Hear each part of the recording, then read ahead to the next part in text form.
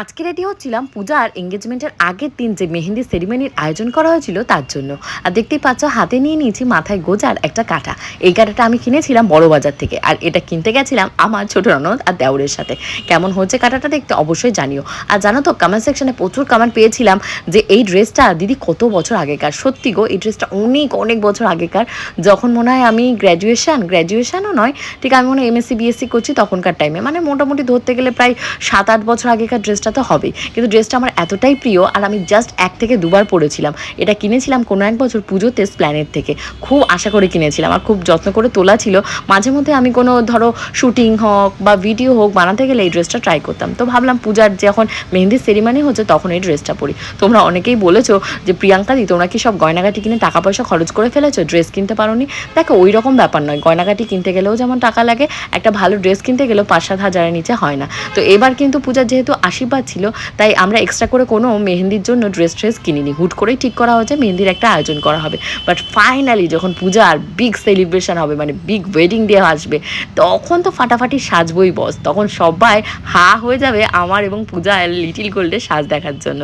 তো সমস্ত গয়না নতুন করে বানানো হবে, সবার সাথে সবার ড্রেসের কম্বিনেশন করা হবে।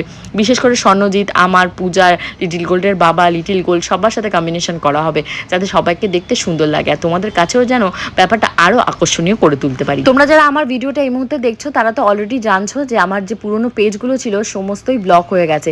তো আমার নতুন পেজ যেটা রয়েছে প্রিয়াঙ্কা সাহা প্রোফাইল এবং প্রিয়াঙ্কাস টাইম স্টোরি যে পেজ, যেখান থেকে তোমরা এই মুহূর্তে ব্লগটা দেখছো, অবশ্যই কিন্তু ফলো করে দিও। তোমাদের ভালোবাসা এবং সাপোর্টে আমি কিন্তু রাতারাতি চ্যানেলটা খুলেছি, মানে পেজটা খুলেছি। আমি কিন্তু ওয়েট করিনি কবে আমার মানে পেজটা আনব্লক করবে ফেসবুক থেকে। তো অনেক সমস্যা, অনেক হতাশা, অনেক নিরাশার ভেতরে আমার দিন কাটছে। কিন্তু এই যে সুন্দর সুন্দর স্মৃতিগুলো রয়ে গেছে আমার ইনবক্সে, মানে আমার গ্যালারিতে, সেখান থেকে খুঁজে খুঁজে ভাবলাম তোমাদের সাথে ছোট্ট করে শেয়ার করি। কারণ জানি না তোমরা কজন আমার তখনকার এই যে ভিডিওগুলো দেখেছিলে।